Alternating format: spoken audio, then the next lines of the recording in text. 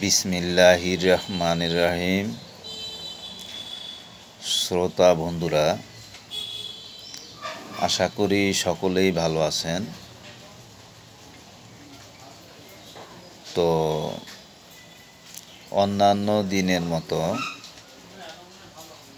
আজকেও কিছু আলোচনা করব আপনাদের সাথে,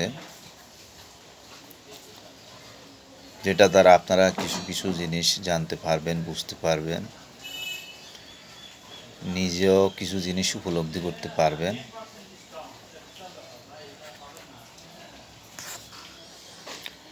তো লাইভে আলোচনায় যাওয়ার পূর্বে আপনাদেরকে একটা কথা আমি সবসময় বলি যে বিশেষজ্ঞ ডাক্তার বা ডাক্তারের পরামর্শ ছাড়া কখনো কোনো ড্রাগ ইউজ করবেন না, এটা আমি সবসময় বলে থাকি। আরেকটা বিষয় হলো, আপনারা লাইক, শেয়ার, কমেন্টস একটু বেশি বেশি করবেন। এতে করে আপনাদের কর্মের উপর বেসিস করবে আমার উৎসাহ, উদ্দীপনা এবং নতুন নতুন ভিডিও নিয়ে আসার জন্য। যাই হোক, মূল আলোচনায় যাচ্ছি। আজকে যে বিষয়টা নিয়ে আলোচনা করব সেই বিষয়টা হচ্ছে ব্যাকটেরিয়ার পরিবার বা বাহন বা বডিতে কয়ভাবে ব্যাকটেরিয়া প্রবেশ করতে পারে, এই বিষয়টা নিয়েই মূলত আজকে আলোচনা করব।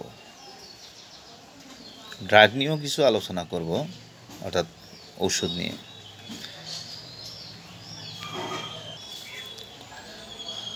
তো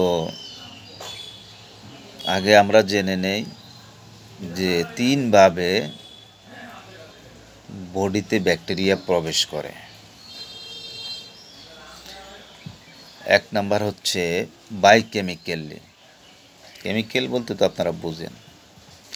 আরেকটা হচ্ছে বায়োলজিক্যালি, সেটা আপনারা বুঝেন, বায়োলজিক্যালি বা বায়োলজি সম্পর্কে আপনারা বুঝেন অনেকেই। আরেকটা হচ্ছে ফিজিক্যালি, শারীরিকগতভাবে। যাই হোক,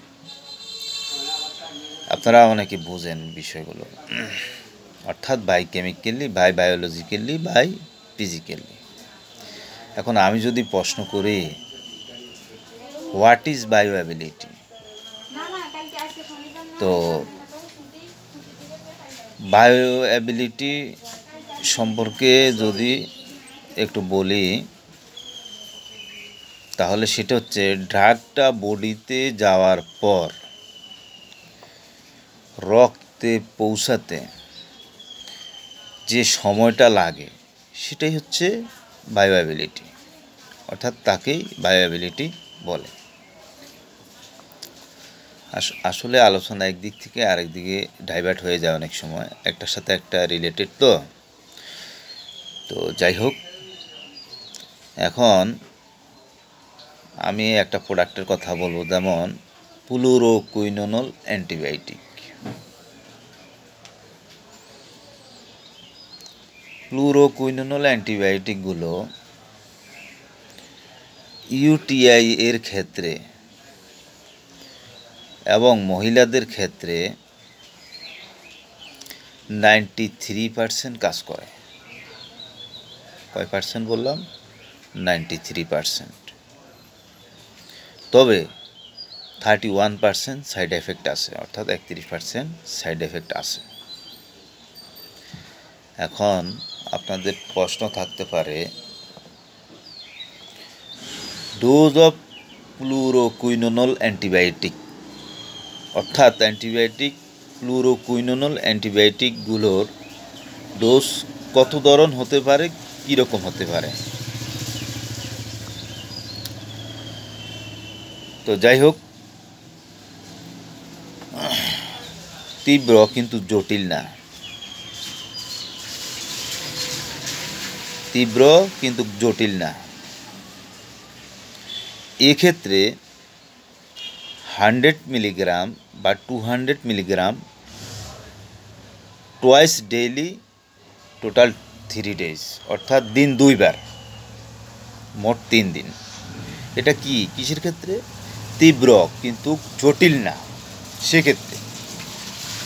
আবার মৃদু বা মাঝারির ক্ষেত্রে 250 mg টোয়াইস ডেইলি, অর্থাৎ 250 মিলিগ্রাম টোয়াইস ডেইলি, অর্থাৎ 250 mg দিন 2 বার।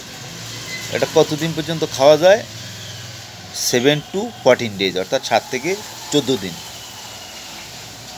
গেল 250 mgর বিষয়টা।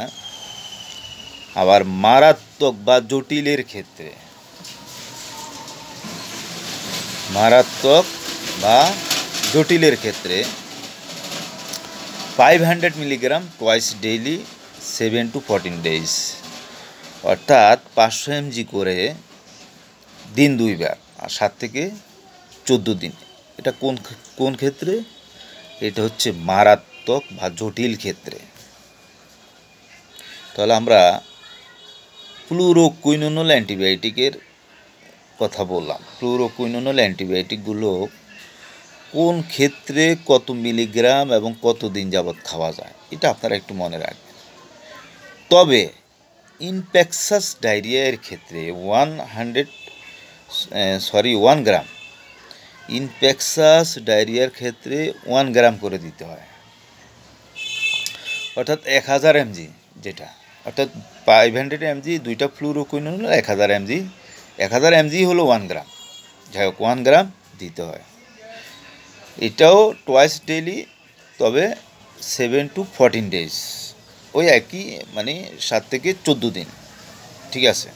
শুধু একটা ক্ষেত্রে ফ্লুরোকুইনোল অ্যান্টিবায়োটিক 3 দিন দেয়, সেটা হচ্ছে তীব্র কিন্তু জটিল না।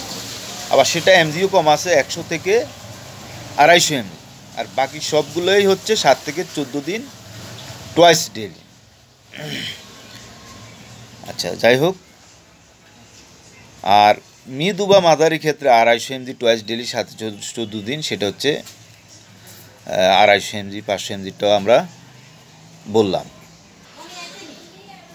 এবং 1 গ্রামেরটাও আমরা বললাম। 1 গ্রাম ইনফেকশাস ডায়রিয়ার ক্ষেত্রে 1 গ্রাম বা 1000 mg, অর্থাৎ দুইটা ট্যাবলেট একত্রে টোয়াইস ডেইলি, 7 থেকে 14 দিন। অনেকেই আসলে জানে না যে ইনফেকশাস ডায়রিয়ার ক্ষেত্রে সিপ্রোফ্লক্সাসিন যে ভালো কাজ করে বা এটা দেওয়া যায়, হ্যাঁ, এটা আসলে অনেকেই জানে না। শুধু এটা না, এসটিডি ব্যাকটেরিয়া, তো এসটিডি ব্যাকটেরিয়াল গ্যাস্ট্রোইন্টেস্টাইনাল ইনফেকশন, অর্থাৎ এসটিডি এবং ব্যাকটেরিয়াল গ্যাস্ট্রোইন্টেস্টাইনাল ইনফেকশন, অর্থাৎ গ্যাস্ট্রোইন্টেস্টাইনাল ইনফেকশনের ব্যাকটেরিয়ার ক্ষেত্রে, এবং বোন অ্যান্ড জয়েন্ট ইনফেকশন, অর্থাৎ হাড় এবং জয়েন্টের ইনফেকশনের ক্ষেত্রে, সেক্ষেত্রে কি দেওয়া যায়? 3 মাস সিপ্রোফ্লক্সাসিন খেতে দেওয়া হয়। কয়টা ক্ষেত্রে? এসটিডি, আরেকটা হচ্ছে ব্যাকটেরিয়াল গ্যাস্ট্রোইন্টেস্টাইনাল ইনফেকশন, আরেকটা হচ্ছে বোন অ্যান্ড জয়েন্ট ইনফেকশনের ক্ষেত্রে। এই 3টা ক্ষেত্রে কি হচ্ছে? সিপ্রোফ্লক্সাসিনটা 3 মাস খেতে দেওয়া হয়। এটা আপনারা মনে রাখতে হবে। আপনারা মনে করিয়েন না যে সিপ্রোফ্লক্সাসিন বা ফ্লুরোকুইনোল অ্যান্টিবায়োটিকগুলো শুধু জ্বর, এটা সেটা ইনফেকশন, এটা সেটার ক্ষেত্রে দেয়। হ্যাঁ, অনেক জটিল জটিল ক্ষেত্র সিপ্রোফ্লক্সাসিন না, এটা সিপ্রোফ্লক্সাসিন হতে পারে, লিভোফ্লক্সাসিন, গেটিফ্লক্সাসিন, স্পারফ্লক্সাসিন, অর্থাৎ ফ্লুরোকুইনোল অ্যান্টিবায়োটিক দিতে পারে। আপনারা হয়তো জানেন, বা জ্বর, এটা সেটার ক্ষেত্রে। কিন্তু ইনফেকশাস ডায়রিয়ার ক্ষেত্রে 1 মিলিগ্রাম করে যে দেয়া যায়, বা এসটিডির ক্ষেত্রে যে দেয়া যায়, বা ব্যাকটেরিয়াল গ্যাস্ট্রোইন্টেস্টাইনাল ইনফেকশন, বা অর্থাৎ গ্যাস্ট্রোইন্টেস্টাইনাল ইনফেকশনের ব্যাকটেরিয়ার ক্ষেত্রে ক্ষেত্রে যে দেওয়া যায়, বা বোন অ্যান্ড জয়েন্ট ইনফেকশনের ক্ষেত্রে 3 মাস সিপ্রোফ্লক্সাসিন খেতে দেওয়া হয়, এগুলো আসলে আমরা অনেকেই হয়তো অবগত না। যাই হোক, এটা মনে রাখবেন, এসব ক্ষেত্রে দেওয়া যায়। আবার অস্টিওমাইলাইটিসের ক্ষেত্রে, অস্টিওমাইলাইটিস মানে কি? হাড় ক্ষয়। এর ক্ষেত্রে কি সিপ্রোফ্লক্সাসিন 2 মাস খেতে দেওয়া হয়। সিপ্রোফ্লক্সাসিন না, আমি আবারও বলতেছি, এটা গেটিফ্লক্সাসিন হতে পারে, লিভফ্লক্সাসিন, স্পারফ্লক্সাসিন হতে পারে। আমি একটা এক্সাম্পল দিচ্ছি just. Ciprofloxacin second generation fluoroquinolone antibiotic দিয়ে একটা জাস্ট এক্সাম্পল দিচ্ছি আর কি।